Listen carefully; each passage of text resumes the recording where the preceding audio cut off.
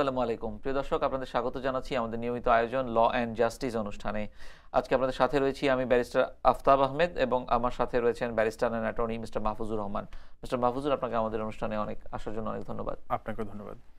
প্রিয় দর্শক, অনুষ্ঠানের শুরুতে আমরা আমাদের অতিথির একটু ছোট্ট ডেসক্রিপশন দিব। উনি বারেট ল করেছেন গ্রেজিং থেকে 2008-এ এবং নিউ ইয়র্ক বারে অ্যাডমিশন নিয়েছেন 2013-এ।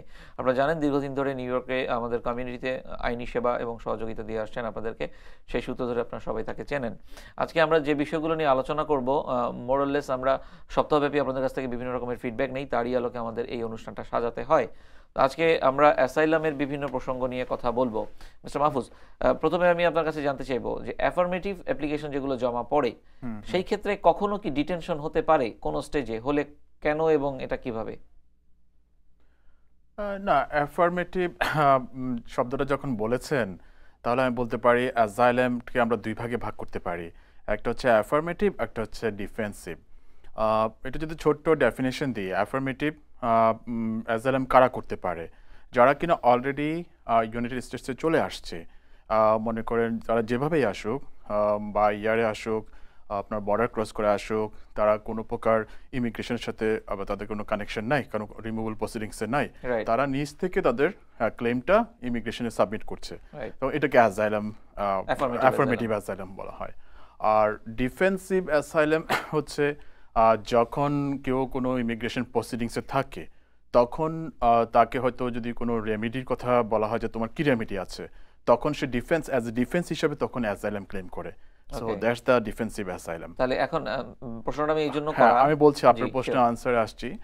আর যদি আপনার প্রশ্ন ছিল যে অ্যাফার্মেটিভ অ্যাসাইলামে কেউ কোনো ডিটেনশনে যেতে পারে কিনা, আমি বলবো যে না, সেখানে কোনো চান্স নাই। যারা কিনা অ্যাফার্মেটিভ অ্যাসাইলাম ফাইল করে তাদের কেস শেষ হওয়া আগ পর্যন্ত তাদের ডিটেনশনের কোনো চান্স নাই, যদি না তারা কোনো প্রকার ইমিগ্রেশন ল ভায়োলেশন করে অথবা কোনো ক্রিমিনাল অ্যাক্টিভিটির সাথে জড়িত হয়। সম্পূর্ণ প্রশ্ন হিসেবে আমি এটি আনতে চাই, যেমন ধরা গেল যে ইমিগ্রেশন অফিসার যখন তাকে সালাম অ্যাপ্লিকেশনটি ইমিগ্রেশন জাজের কাছে রেফার করলো এবং জাজের কাছে যাওয়ার পরেও যখন ওই অবস্থায় যদি এটা ডিনায়াল হয়, অর্থাৎ সেই জায়গা থেকে যদি তাকে রিমুভাল প্রসিডিংসে পাঠিয়ে দিয়ে ডিটেইন করতে পারে কিনা বিআইএ তে যাওয়ার আগে? না, সেটা বলতে পারি যখন ইমিগ্রেশন জাজ ডিসিশন দেয়, যদি সেটা নেগেটিভ হয় যে না, তোমার অ্যাসাইলাম আমরা গ্রান্ট করতে পারলাম না, তখন তার অ্যাজ এ স্ট্যাচুটরি রাইট থাকে 30 days to appeal his case. In that situation actually সেরকম কোনো সুযোগ থাকে না যে তাকে সাথে সাথে ডিটেইন করে দেশে পাঠানোর, তার সেই সুযোগ, সেই অধিকার এক্সারসাইজ করার একটা সুযোগ থাকে 30 দিনে। রাইট, থ্যাংক ইউ আপনাকে। কিন্তু তাহলে ডিফেন্সিভ অ্যাসাইলামের ক্ষেত্রে ইমিগ্রেশন জাজ, ইমিগ্রেশন অফিসার না, ইমিগ্রেশন জাজ যখন কোনো সিদ্ধান্ত দেয়, তখন কি ওখানে এটা এভাবে আসতে পারে যে this is a final order and no right of appeal? অর্থাৎ বিআইএ যাওয়ার কোনো সুযোগ একজন ডিটেইনির, যিনি ডিফেন্সিভে আছেন, তার ক্ষেত্রে রহিত হতে পারে কিনা? না, সেরকম কোনো জাজের সেটা ক্ষমতা নাই, সেটা করতে পারে না। যদি ক্রেডিবল ইন্টারভিউতে ফেল করে, সেই ক্ষেত্রে কি এই অপশনটা আসে কিনা? যখন আপনি ক্রেডিবল ফেয়ার ইন্টারভিউ কথা বলেছেন, সেটা সিনারিওটা আমি এরকম বলতে পারি। সাধারণত এই সিচুয়েশনটা ফেস করে যারা কিনা মনে করেন বর্ডার ক্রস করে আসে, তখন তাদেরকে ইমিগ্রেশন আইস অফিসারের সাথে বসতে হয়, অ্যাসাইলাম অফিসারের সাথে। তাদের যে ক্রেডিবল, তারা যখন বলে যে আমার দেশে ফিরে যেতে আমার ভয় আছে রাজনৈতিক কারণ অথবা অন্যান্য কারণে, তখন তারা একটা ইন্টারভিউর আয়োজন করে, সেটা হচ্ছে ক্রেডিবল ফেয়ার ইন্টারভিউ। তখন অফিসার তখন দেখে, তার সাথে প্রশ্ন জিজ্ঞাসা করে যদি তার আসলে কিনা তার দেশে ফেরার ভয় আছে কিনা, আসলে he or she would be the persecuted in his home country. তখন অফিসার যদি মনে করে দেখে যে তার আসলে ফিয়ার আছে, তখন তাকে ক্রেডিবল ফিয়ার গ্রান্ট করে এবং তখন কেসটা তখন আসতে ইমিগ্রেশন কোর্টের কাছে প্রডিউস করে দেয়। আর যদি অফিসার বলে যে না, you don't have a credible fear interview, তখন ওই অ্যাপ্লিকেন্টের একটা চান্স থাকে যে ইমিগ্রেশন জাজের সাথে দেখা করার, ওইটার এগেনস্টে, অফিসারের যে ডিসিশন ওইটার এগেনস্টে। তখন আবার সেটা ইমিগ্রেশন জাজ তখন কোনো অ্যাসাইলাম অ্যাপ্লিকেশন তখন তারা কনসিডার করে না, just only whether he or she has credible fear interview. তখন যদি জাজও যদি না করে দেয়, তখন সেম ওয়েতে only for that issue, credible fear interview ইস্যুতে সে বিআইতে যেতে পারে, কোর্ট অফ আপিলে যেতে পারে। আচ্ছা, কিন্তু তার অ্যাসাইলাম অ্যাপ্লিকেশনটা সেই ক্ষেত্রে এভাবে না, যতক্ষণ পর্যন্ত তার ক্রেডিবল ফেয়ার আছে সেটা ডিসিশন না হবে, ততক্ষণ তার অ্যাসাইলামের ওই পর্যায়ে যাওয়ার সুযোগ নাই। আচ্ছা, কিন্তু এমন কি কখনো হতে পারে কিনা যে ইমিগ্রেশন জাজের পক্ষ থেকে যে অ্যাসাইলাম না, অর্থাৎ ক্রেডিবল ফিয়ার ইন্টারভিউ যে মানে প্রশ্নটি আসলো যে তোমার ক্রেডিবল ফিয়ারে তুমি পাস করোনি, Correct. সেক্ষেত্রে তার বিআইএতে যাওয়ার সুযোগটা বন্ধ হতে পারে কিনা, ওই অবস্থা থেকে রিমুভাল প্রসিডিং শুরু করে তাকে বাংলাদেশে বা তার নিজের দেশে পাঠিয়ে দেওয়ার ব্যবস্থাটা? না, অবশ্যই আমি বলবো যে always he has right 30 days right, যে কোনো ইমিগ্রেশন জাজের ডিসিশনের এগেনস্টে তার 30 দিন সময় থাকে। সেটা আপনার ইমিগ্রেশন কোর্টের যে সুপিরিয়র যে ইনস্টিটিউশন, যে অ্যাডমিনিস্ট্রেটিভ আপিল বোর্ড বলা যায়, board of immigration appeal, Appeal. সেখানে তার আপিল করার অবশ্যই সুযোগ থাকে। চমৎকার। এখন আমি একটু জানতে চাইবো, এই যে আমাদের কমিউনিটিতে খুব প্রচলিত একটি বেশি বিষয়, বিভিন্ন নামে এটিকে ঢাকা হয়, like removal proceeding, deportation process, কেউ কেউ ভলান্টিয়ারি ডিপার্চার বলে। আসলে কি শব্দগতভাবেই শুধু পার্থক্য, বিষয়টা কি না কোনো পার্থক্য রয়েছে? তাহলে আপনি এখানে দুইটা শব্দ ইউজ করেন, রিমুভাল হচ্ছে প্রসিডিংস, রিমুভাল প্রসিডিংস, ডিপোর্টেশন একটা হচ্ছে প্রসেস ডিপোর্টেশন প্রসেস, বা আরেকটা বলেছেন ভলান্টিয়ারি ডিপার্চার, ভলান্টারি ডিপার্চার। কোনটা কি আসলে? হ্যাঁ, ঠিক আছে, আমি তাহলে ক্লিয়ার করে দিচ্ছি। রিমুভাল প্রসিডিংস, রিমুভাল প্রসিডিং যে কোনো ব্যক্তির ক্ষেত্রে এটা হতে পারে যারা কিনা ইমিগ্রেশন ট্রাভেলে আছে, যখন কিনা আপনার ইমিগ্রেশন যেখানে হোমল্যান্ড সিকিউরিটি ডিসাইড করেছে তোমার আর এদেশে থাকার অধিকার নাই। এটা আপনার যে কোনো আনডকুমেন্টেড লোকের ক্ষেত্রে হতে পারে, এটা কোনো গ্রিন কার্ড হোল্ডারের ক্ষেত্রে হতে পারে। যদি তাদের যে ইমিগ্রেশন রুল ভায়োলেশন করলে, তখন যে তোমাকে আর এদেশে রাখা হবে না, তোমাকে আমরা রিমুভ করে দেবো দেশ থেকে।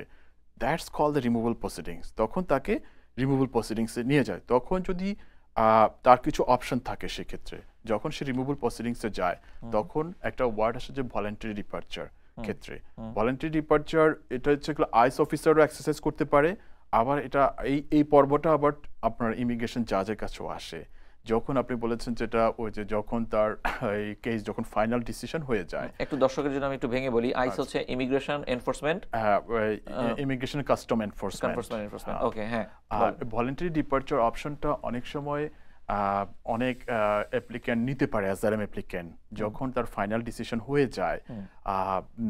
যখন কোন স্টেজে ফাইনাল ডিসিশন? একদম ফাইনাল ডিসিশন যখন দিয়ে যায়, সার্কিট কোর্ট থেকে না না না, ইমিগ্রেশন কোর্টে যখন বলে যে তোমার অ্যাপ্লিকেশন আমি গ্রান্ট করতে পারলাম না, তখন ইচ্ছা করলে জাজ, তার যদি গুড মোরাল ক্যারেক্টার থাকে এবং সে যদি তার বিগত কোনো খারাপ রেকর্ড না থাকে, তখন ইচ্ছা করলে সে যদি তার অ্যাপ্লিকেন্টের আবেদনের পরিপ্রেক্ষিতে জাজ ইচ্ছা করলে তাকে ভলান্টারি ডিপার্চার সেই সুযোগটা দিতে পারে।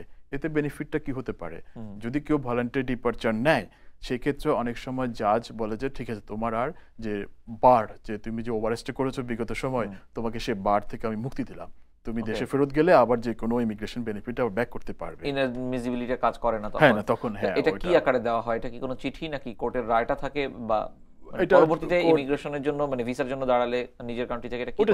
ওটা কোর্ট জাজের অর্ডারে থাকে, তখন ওটা দেখাতে পারে যে ভলান্টারি ডিপার্চার থাকে। আচ্ছা, তাহলে এই হচ্ছে আসলে বিষয়গুলোর মধ্যে পার্থক্য। তো যদি ভলান্টারি ডিপার্চার কিছু থেকে থাকে, তাহলে কি ইনভলান্টারি ডিপার্চারও রয়েছে? না, না, ইনভলান্টারি ডিপার্চার নাই। যে কেউ যদি বলে যে না, আমি এই সুবিধা নিব না, আমি ইমিগ্রেশন জাজের ডিসিশনের এগেইনস্টে আমি আপিল করব, কন্টেস্ট করব, তখন আর ভলান্টারি ডিপার্চারের ওটা সুযোগ থাকে না। আপিলের প্রসেসগুলো কি বলবেন, যে ইমিগ্রেশন জাজের কাছ থেকে কোথায় যেতে পারে এবং কিভাবে কি? ইমিগ্রেশন জাজের থেকে আপিলের নেক্সট স্টেজ হচ্ছে BIA, board of immigration appeal. ওখানে আপনি আপিল করতে পারেন এখানে, বা ইমিগ্রেশন জাজের সিদ্ধান্তের এগেইনস্টে।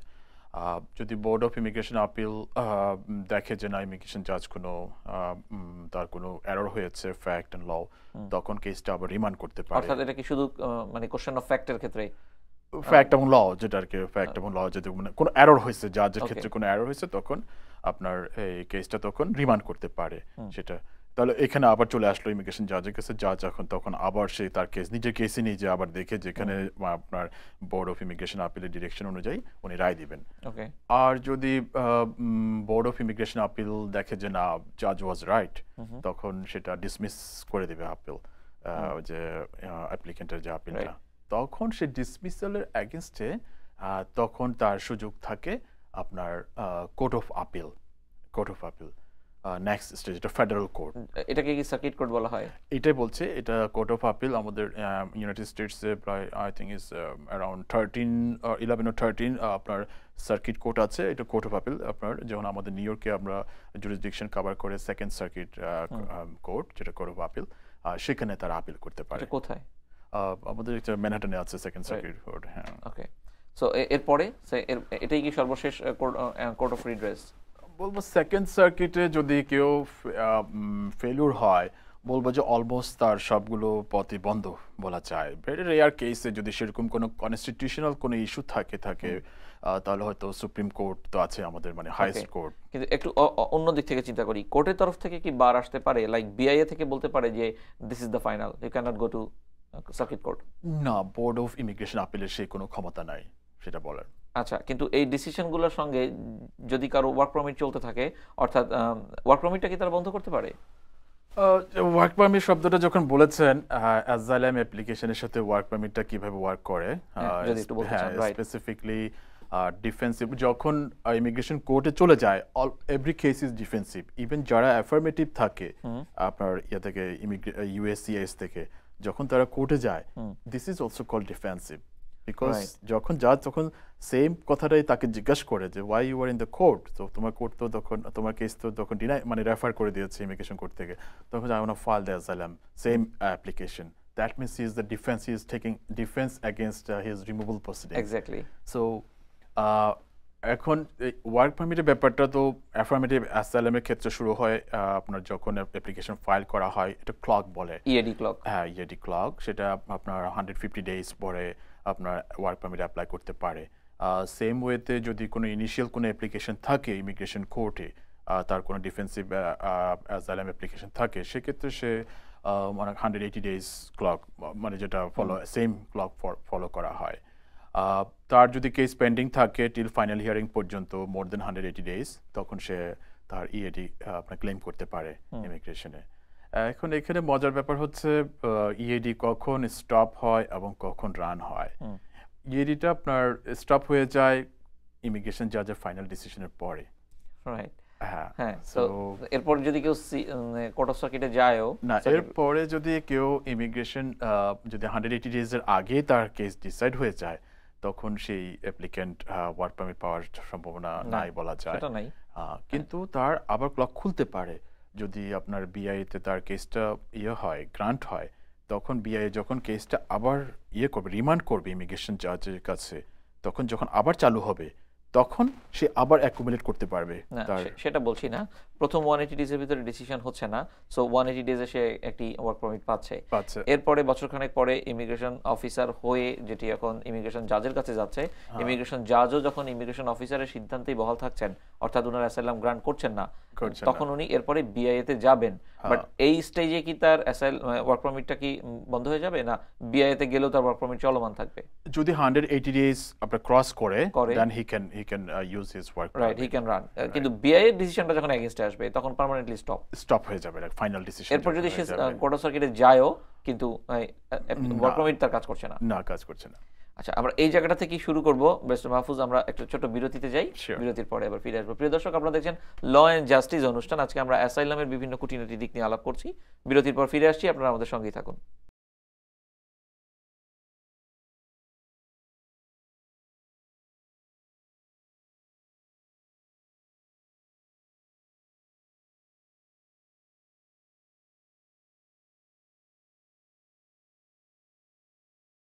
আসসালামু আলাইকুম প্রিয় দর্শক, ফিরে এলাম আমাদের অনুষ্ঠান ল অ্যান্ড জাস্টিসে। আমরা দেখছিলেন আজকে আমাদের এই প্রোগ্রামে আমরা অ্যাসাইলাম নিয়ে কথা বলছিলাম। আমি ব্যারিস্টার আফতাব সাথে আছি এবং আমাকে সময় দিচ্ছেন অ্যাটর্নি মাহফুজুর রহমান। মাহফুজ, আপনাকে আমাদের অনুষ্ঠানে আরেকবার স্বাগত জানাচ্ছি। আপনাকে ধন্যবাদ। আমরা ইএডি নিয়ে বিস্তারিত কথা বলছিলাম। আচ্ছা, যদি কোনো অ্যাপ্লিক্যান্ট বিভিন্ন ধরনের দরখাস্ত করেন, লাইক তার অ্যাড্রেস চেঞ্জ বা অন্য কোনো কিছু যদি জানাতে চান, তার বৈবাহিক অবস্থা বা হোয়াট এভার, এই কারণে কি ওই 180 ডেজের মধ্যে তার ইএডিটা স্টপ হতে পারে বা ডিলেইড হতে পারে কিনা? এটা কি ধরনের অ্যাপ্লিকেশন, ডিফেন্সিভ না অ্যাফার্মেটিভ? অ্যাফার্মেটিভ। ইএডি ক্লক আপনার বেশ কিছু সিচুয়েশনে তার স্টপ হতে পারে। যেমন সে যদি আপনার ইন্টারভিউতে অ্যাটেন্ড না করে অ্যাফার্মেটিভ অ্যাপ্লিকেশনে, তার ক্লক স্টপ হয়ে যাবে এখানে। আরও বেশ কিছু সিচুয়েশন আছে, সে যদি অ্যাপ্লিকেশন অসম্পূর্ণ রাখে, তার যদি ফুল অ্যাপ্লিকেশন সাবমিট না করে, সেক্ষেত্রেও তার ক্লক চালু না হওয়ার সম্ভাবনা থাকে। রাইট, কিন্তু কোন ধরনের নোটিশ যদি দেয়, লাইক চেঞ্জ অফ অ্যাড্রেস বা না, এই সমস্ত সেটাতে কারণে? তার ক্লক মানে বন্ধ হওয়ার কোনো সুযোগ নাই। সে চাইলে তার ফ্যামিলি যদি লেটও অ্যারাইভ করে সে তাদেরকে অ্যাড করতে পারে, সেক্ষেত্রে ক্লক বন্ধ হওয়ার কোনো সুযোগ নাই। আচ্ছা, তো সেক্ষেত্রে সে 150 ডেজ পরে যখন 375 অ্যাপ্লিকেশন করবে তার ওয়ার্ক পারমিটের জন্য, তখন সে বুঝতে পারবে কি করে? 765 765 তখন সে কি ওই নিজের থেকে এটি করতে হবে, না কোনো চিঠি আসবে যে 150 days has been pass, now you can apply? না, যেটা হয় আপনি যখন অ্যাফার্মেটিভ অ্যাসাইলাম ফাইল করে কোনো অ্যাপ্লিক্যান্ট, তখন তাকে একটা অ্যাকনোলেজমেন্ট লেটার দেওয়া হয়। সেই অ্যাকনোলেজমেন্ট লেটারের লেফট কর্নারে একটা ডেট থাকে যে on that day we have received your application and current your application is pending and you can stay in this country as long as your application is pending. So যে ডেটটা থাকে সেই ডেটটাকে follow করা হয়, সেই date থেকে 150 days follow করা হয়। 150 ডেজ পরে সে 765 ফাইল করবে। 765 ফাইল করবে। 765 কি পরিবারের সকলের অ্যাপ্লিকেশন একত্রে করবে একটা ফর্মে, না প্রত্যেকের জন্য আলাদা হবে যারা ওয়ার্ক পারমিট পাওয়ার যোগ্য, অর্থাৎ মানে বুঝতে অ্যাডাল্ট? পেরেছি। না, অবশ্যই সেপারেট অ্যাপ্লিকেশন হতে হবে। যদি মেইন অ্যাপ্লিকেন্টে তার যদি স্পাউস থাকে এবং তার যদি চিলড্রেনরা থাকে এবং তারা যদি ইউনাইটেড স্টেটসে থাকে এবং তাদেরকে যদি তার অ্যাসাইলাম অ্যাপ্লিকেশনে অ্যাড করা থাকে, তখন সে তাদের পরিবার সবার জন্য একসাথে ওয়ার্ক পারমিট অ্যাপ্লাই করতে পারবে। প্রতিটি আলাদা অ্যাপ্লিকেশন হবে? আলাদা আলাদা কিন্তু অ্যাসাইলাম application। অ্যাপ্লিকেশনের সময় তো একত্রে হয়েছিল, 589 তো একটি জমা দিয়েছিল যাতে উনি পরিবারের বাকি সদস্য ইনক্লুড করেছিল। হ্যাঁ, ওটা অ্যাসাইলাম অ্যাপ্লিকেশন, ওটাতে অপশনই থাকে যে তাদের ফ্যামিলি ডিটেলস দিতে হয় এবং ওখানে অপশন থাকে যে তাদেরকে আপনি জয়েন করতে চান কিনা। আর যেটা আমাদের ওয়ার্ক পারমিটের যে ফর্ম আমরা পাঠাতে হয়, সেখানে ওরকম কোনো ডিপেন্ডেন্ট ডেরিভেটিভ অ্যাড করার সুযোগ নাই। সেটা প্রতিটা অ্যাপ্লিকেশনই সেপারেট করতে হয়, কিন্তু আমাদেরকে দেখাতে হয় যে দে আর দ্য ওয়ান ফ্যামিলি এবং তারা একসাথে অ্যাসাইলাম অ্যাপ্লিকেশনে একসাথে আছে। তো একটি পর্যায়ে গিয়ে বিআইএ থেকে যখন এই আপনার ওয়ার্ক পারমিটটি বন্ধ হয়ে গেল, তারপরে তো তার সোশ্যালটা কিন্তু তার কাছে থেকে গেল, বাই দিস টাইম সে যে সোশ্যাল সিকিউরিটি নিল, তো সেটি দিয়ে তখন আর কাজ করার সুযোগ থাকে না যেহেতু ওয়ার্ক পারমিটই ক্যান্সেল হয়ে গিয়েছে, তাই কি বিষয়টা নাকি? হ্যাঁ, না দেখুন, সোশ্যাল সিকিউরিটির ব্যাপারটা সেটা যখন যারাই এদেশে আছে এবং যাদের এদেশে মনে করেন কাজ করার পারমিশন আছে এবং যারা কিনা প্রথমেই এদেশে ইমিগ্রেন্ট হয়ে আসে, সবাই সোশ্যাল সিকিউরিটি পাওয়ার অধিকার রাখে যাদের ওয়ার্ক পারমিট পায়। যারা মনে করেন লফুল পার্মানেন্ট রেসিডেন্স, তাদেরকে সোশ্যাল সিকিউরিটি কার্ড দেওয়া হয়, তাদের কোনো কন্ডিশন লেখা থাকে না। কিন্তু যখন যারা অ্যাসাইলাম অ্যাপ্লিক্যান্ট, যারা কিনা ইনিশিয়ালি ওয়ার্ক পারমিট পেয়ে থাকে, ওয়ার্ক পারমিটের বেসিসে যখন তারা সোশ্যাল সিকিউরিটি কার্ডটা পায়, তখন তাদের স্পেসিফিকলি লেখা থাকে ওয়ার্ক অথরাইজড বাই ডিএইচএস। এর অর্থ কি? দ্যাট মিনস হচ্ছে যতক্ষণ পর্যন্ত আপনাকে ডিএইচএস ওয়ার্ক করার পারমিশন দিয়েছে, ততক্ষণ আপনি কাজ করতে পারবেন ওই সোশ্যাল সিকিউরিটি ইউজ করে দিয়ে। যে কোন ধরনের কাজ? হ্যাঁ, যে কোনো ধরনের কাজ, কিন্তু আপনার যখনই ওয়ার্ক অথরাইজেশন থাকবে না, তখন আপনি ওইটার জন্য এলিজিবল না, ওই সোশ্যাল সিকিউরিটি ইউজ করার জন্য এলিজিবল না। একটু প্রাসঙ্গিক বাট একটু হ্যাঁ, অন্য sure, বিষয় আসি। sure. অনেক সময় দেখা যায় যে F1 ভিসাতে স্টুডেন্টরা এসে যখন ইন ক্যাম্পাস এবং লিমিটেড আওয়ার্স কাজের কোনো অনুমতি ওই ডিওএস থেকে পায়, রাইট। ডেজিগনেটেড স্কুল অফিসিয়াল থেকে পায়, তখন তারা একটা সোশ্যাল পায়। Right. ওই সোশ্যালটা তো এই কথাটাই আসে। সেম বললাম না, যারা হ্যাঁ, ইভেন শুধু অনলি যারা তখন কি তারা lawful ওই স্টুডেন্টরা ওই নির্দিষ্ট জবটির বাইরে অর্থাৎ আউট অফ ক্যাম্পাস কোনো কাজ করতে পারে? না, আইনত এটা অ্যালাউড পারে না। কিন্তু এই ক্ষেত্রে যদি অ্যাসাইলাম অ্যাপ্লিকেন্টের সোশ্যালেও যদি একই কথা লেখা থাকে, that doesn't control the situation where you working. না, ওদের কাজের কোনো ব্যারিয়ার নাই, ওরা যে কোনো কাজ করতে পারবে আনলেস যদি আপনার ইউএস সিটিজেনশিপ এবং গ্রিন কার্ড হোল্ডার রিকোয়ারমেন্ট থাকে কোনো জবে। এছাড়া ওরা যে কোনো কাজের জন্য তারা এলিজিবল, তাদের ফ্যামিলি মেম্বাররাও। তো এই সোশ্যাল সিকিউরিটিটাও তো একসময় আপনি যেভাবে বলছিলেন, যেহেতু ডিএইচএস দ্বারা অথরাইজ না, once it is the work permit itself is cancelled, তখন তো এটিও আর তার সুযোগ থাকলো না। হ্যাঁ, আইনগতভাবে সেটার কোনো ব্যবহারের সুযোগ থাকে না। আচ্ছা, তো আমরা ইউআই এর কথা শুনি বিভিন্ন সময়, executive office of immigration review. একটু যদি আপনি আইনের ভাষায় বলেন যে কিভাবে কি এটা কোন জায়গা থেকে শুরু অ্যাকচুয়ালি? আচ্ছা, এই ইওআইআর শব্দটা আসে এই কারণে যে আমরা বিগিনিং আলাপ করছিলাম যে ডিফেন্সিভ অ্যাসাইলাম কেসের ক্ষেত্রে, যেটা কিনা অনলি ইমিগ্রেশন জাজের সামনে করা যায়। আর ইমিগ্রেশন জাজের যে ইনস্টিটিউশনটা আছে সেটা হচ্ছে ইওআইআর আন্ডারে, এক্সিকিউটিভ অফিস অফ তাদের আন্ডারে, ইওআইআর আন্ডারে। সো তারা সব জিনিসটা কন্ট্রোল করে ইমিগ্রেশন জাজের সিচুয়েশনটা, তো ওই জন্যই আসে যে ওটা ইওআইআর আন্ডারে ইমিগ্রেশন কোর্টটা। তার অর্থ হচ্ছে কোনো অ্যাফার্মেটিভ অ্যাসাইলাম সরাসরি ইউআই এর আন্ডারে করা সম্ভব না। না, তারা হচ্ছে ইউএসসিআইএস এর আন্ডারে, ইমিগ্রেশন এন্ড আপনার সিটিজেনশিপ সার্ভিস যেটা আছে, ওরা ওটা জিনিসটা ডিল করে। রাইট, যে কথাটা আপনি বলছিলেন, যখন ইমিগ্রেশন অফিসারের কাছ থেকে কেসটি চলে যায় ইমিগ্রেশন জাজের কাছে, তখন Right. এটা অ্যাফার্মেটিভ হলেও আলটিমেটলি ডিফেন্সিভ হয়ে যায়। Defensive, right. তখন কি ডিটেনশনের ভয়টা আসে, যে এখন আমি কোর্টে গেলে since I am in defensive now, তখন ডিটেইন করে ফেলতে পারে কিনা? না, সেরকম কোনো সুযোগ থাকে না। তাকে নোটিস অফ অ্যাপিয়ারেন্স দেওয়া হয়, তাকে একটা কোর্ট ডেট দেওয়া হয়। আর সে যদি সেই কোর্ট ডেটে আবার আপনার টাইম অনুযায়ী মানে ডেট অনুযায়ী হাজির হয় কোর্টে এবং জাজকে তার মানে কেস সে প্রসিডিংস করে, সেক্ষেত্রে তার ডিটেনশনের কোনো সুযোগ নাই। সুযোগ নেই। এখন একটু অন্য বিষয়ে আসি। কেউ যখন যে কোনো একটা ভিসায় এসে তার একটা I-94 থাকে, অ্যারাইভাল ডিপার্চার রেকর্ড থাকে, এবং তার ভিতরেই যখন সে অ্যাসাইলামের অ্যাপ্লিকেশনটি জমা দেয় এবং it becomes pending for long time, তো এই সময়টা দেখা যায় যে ওই I-94 এর ডেটটা এক্সপায়ার হয়ে যায়, Right. সাপোজ 6 মাসের বেশি হয়ে যায়, তখন আমরা কি তাকে আউট অফ স্ট্যাটাস বলতে পারি, নাকি তার Right. অ্যাপ্লিকেশন পেন্ডিং আছে বলে he is still not out of status? কোনটা? না, অ্যাসাইলাম অ্যাপ্লিকেশনের ক্ষেত্রে আপনার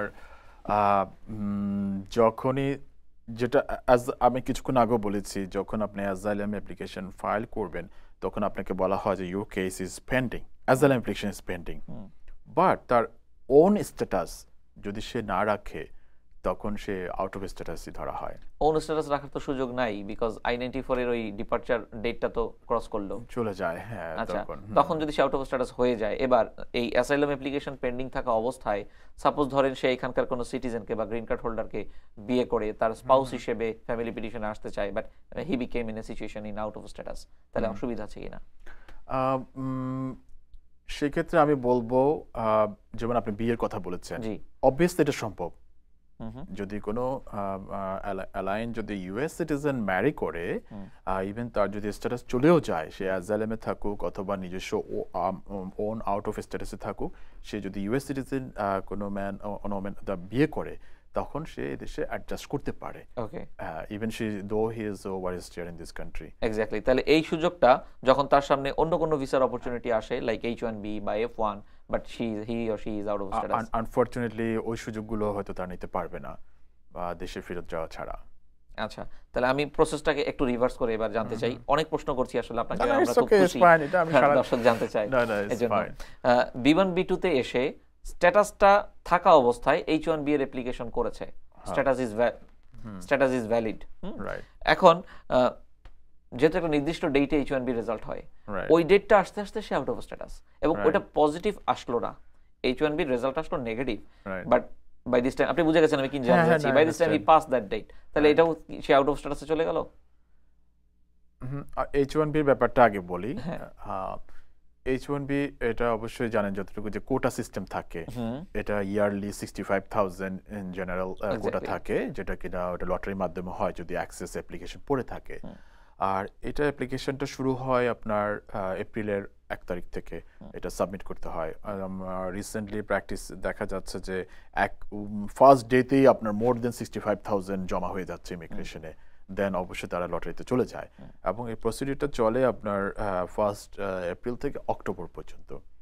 মানে ওদের একটা নির্দিষ্ট সীমা থাকে যে না, এত সময় পর্যন্ত তারা অ্যাপ্লিকেশনগুলো গ্রহণ করে। That means they declare the result after the October না, জবটা শুরু হয় অক্টোবর থেকে জবটা হ্যাঁ। শুরু হয়, মানে ইচ ইয়ার অক্টোবর থেকে জবটা শুরু হয়।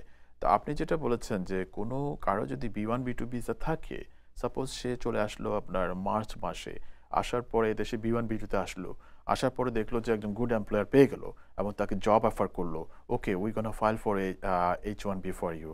সো এপ্রিলের 1 তার অ্যাপ্লিকেশনটা ফাইল করে দিল, এবং দেখা গেল যে প্রিমিয়াম প্রসেসিং করলো, উইদিন মান্থ এটা অ্যাপ্রুভও হয়ে গেল। তখন কি হবে, সে যদি মার্চে আসে, still he has 1 month short, তার জবটা শুরু হবে এই অক্টোবরের 1 থেকে জব, এর আগে সে জব শুরু করতে পারবে না।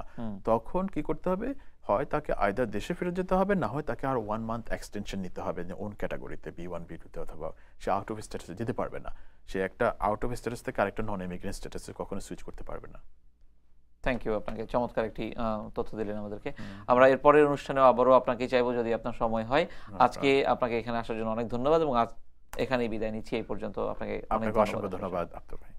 প্রিয় দর্শক, আপনারা দেখছিলেন ল অ্যান্ড জাস্টিস অনুষ্ঠানে অনেকগুলো আঙ্গিক নিয়ে আলোচনা করার চেষ্টা করেছি, যত বেশি ইনফরমেশন আপনাদেরকে দেওয়া যায়। আমরা চাইব অনুষ্ঠানটি আপনারা নিয়মিত দেখেন, এবং সপ্তাহ জুড়ে আমাদেরকে আপনাদের অন্য কোনো বিষয় নিয়ে আলোচনা বা কোনো ইনফরমেশন দরকার হলে আমাদেরকে জানাতে থাকেন। ততক্ষণ পর্যন্ত ভালো থাকেন। আসসালামু আলাইকুম, আল্লাহ হাফেজ।